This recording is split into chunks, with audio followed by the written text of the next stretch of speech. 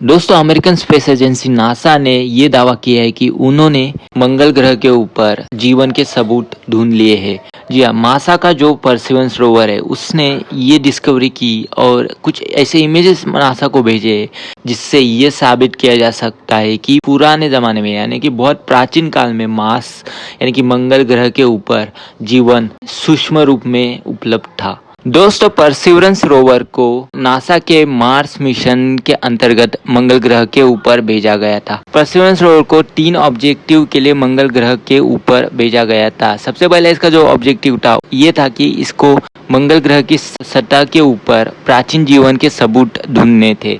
दूसरा, इस मंगल ग्रह की जियोलॉजी यानी इसकी सतह की स्टडी करना था और तीसरा इसका ऑब्जेक्टिव ये था कि इसको मंगल ग्रह से कुछ रॉक सैंपल्स कलेक्ट करने थे ताकि उनको फ्यूचर मिशन में वापस धरती पर लाया जा सके। परसिवरेंस रोवर में 7 प्राइमरी साइंटिफिक इंस्ट्रूमेंट्स, 19 कैमराज और 2 माइक्रोफोन्स मौजूद है।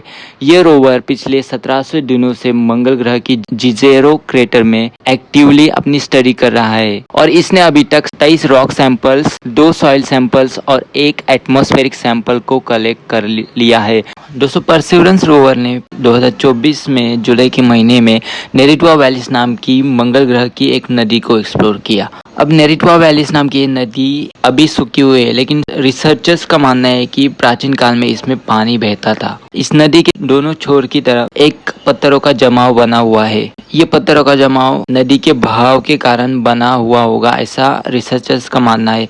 अब इस पत्थरों के जमाव को ब्राइट एंजल बोला जाता है। इस ब्राइट एंजल के पास परसिवरेंस रोवर ने छेयावा फॉल्स नाम के एक पत्थर की स्टडी की। परसिवरेंस रोवर ने ये नोटिस किया कि इस पत्थर के ऊपर कुछ कलरफुल स्पॉट्स बने हुए हैं। इन स्पॉट्स को नासा के रिसर्चर्स ने लेपर्ड स्पॉट्स का नाम दिया है। अब इन लेपर्ड स्पॉट की जब स्टडी की गई तब ये पता चला कि ये लेपर्ड स्पॉट एक्चुअली में 2 तरह के मिनरल्स है, एक है विवेनाइट और दूसरा ग्रेगाइट। धरती में ये दोनों मिनरल्स यानी विवेनाइट और ग्रेगाइट आपको दलदल में या फिर किसी सड़े हुए जानवर के शरीर में मिल जाएंगे। अब ये जो मिनरल्स हैं वो most of the time micro organism create करते हैं। रिसर्चर्स का मानना है कि ये दोनों ही मिनरल्स प्राचीन काल में शायद माइक्रो ऑर्गेनिजम्स ने क्रिएट किए होंगे, लेकिन कभी कभी क्या होता है कि ये दोनों मिनरल्स नॉन बायोलॉजिकली भी क्रिएट हो सकते हैं, लेकिन इसमें कुछ सर्टेन कंडीशंस चाहिए होती है, जैसे कि हाई टेम्परेचर या फिर एसिडिक कंडीशंस। नासा के परसिवरेंस रोवर ने स्टडी की नेरिटवा वैलीज की, तब इसने ये पाया कि यहाँ पे दोनों ही एब्सेंस है। तो इससे ये साबित होता है कि ये दोनों ही मिनरल्स शायद प्राचीन काल में माइक्रो ऑर्गेनिजम्स ने क्रिएट किए होंगे। अब नासा के परसिवरेंस रोवर ने इस छेयावा फॉल्स नाम के पत्थर से एक सफायर कैनियन नाम का सैंपल कलेक्ट किया है। अब इस सैंपल की जब फर्दर स्टडी की जाएगी तब हमें शायद कोई एकदम से ठोस सबूत मिल जाए मंगल पर जीवन होने के। फिलहाल तो हम सिर्फ दावा कर सकते हैं कि हो सकता है कि मंगल ग्रह के ऊपर जीवन मौजूद था।